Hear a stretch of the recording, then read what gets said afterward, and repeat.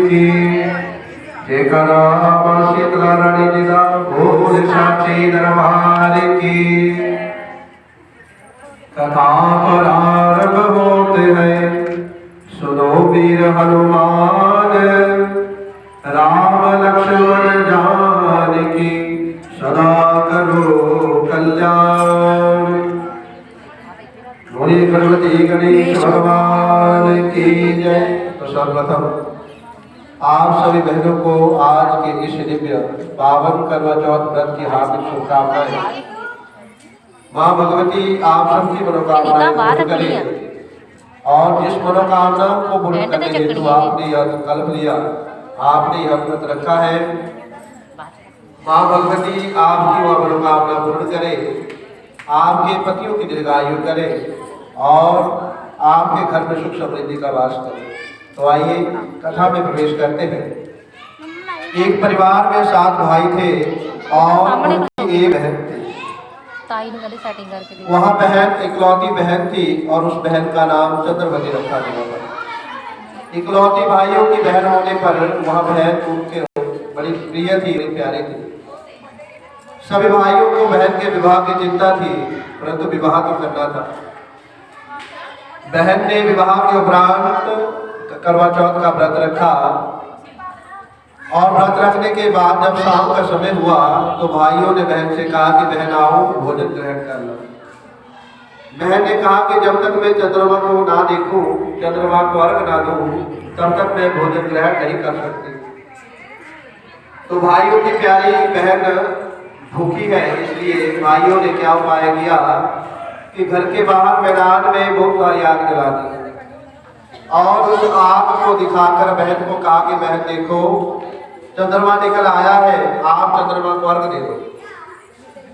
भाइयों की बात को सुनकर बहन ने वैसे ही किया और उस अग्नि को ही चंद्रमा मानकर अर्घ दे दिया। कहते हैं अर्घ देने के उपरांत जब बहन भोजन करने के लिए बैठी तो उसके ससुराल से खबर आई कि उसके पति का जो स्वास्थ्य है वो बहुत खराब हो गया। तो चंद्रवती मन में विचार करने लगी कि मुझसे ऐसी कौन सी गलती हुई, आज संपूर्ण संसार की स्त्रियां अपने पति की दीर्घायु के लिए व्रत रखती हैं, तो मुझसे ऐसी कौन सी भूल हुई जिस भूल के कारण आज भी मेरे पति जो है बीमार हो गए।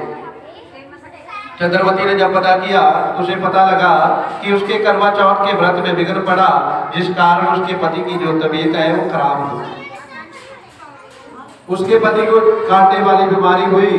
अब उसके चंद्रवती ने पूरा वर्ष अपने पति की सेवा की और पूरे वर्ष अपने पति के कांटे निकालती रही और वर्षोपरांत जब फिर से करवा चौथ का व्रत आया तो व्रत रखने के लिए वह सामान लाने के लिए बाजार गई और पीछे नौकरानी को कहा कि आप मेरे पति का ध्यान रखना।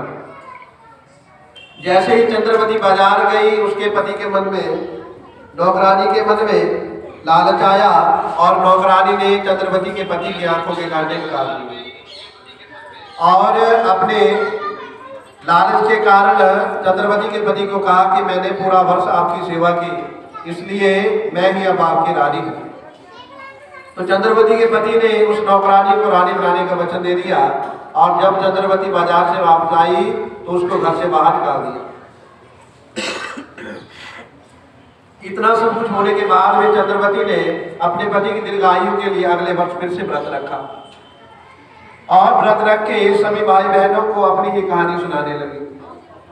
जब वह कहानी उसके पति ने सुनी तो उसको सच्चाई का पता लगा और उसने चंद्रवती से माफी मांगकर चंद्रवती को अपने घर में ले जाकर उसको फिर से रानी बना दिया।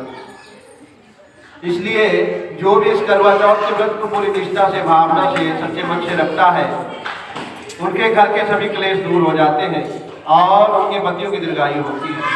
तो मैं माँ भगवती से प्रार्थना करता हूँ कि आपके पतियों की दीर्घायु हो और आपके घर में सुख शांति का प्रवेश हो। बोलिए गणपति गणेश भगवान की जय। जिन्होंने पहला व्रत रखे उन्होंने थाली नहीं घुमानी है, बाकी थाली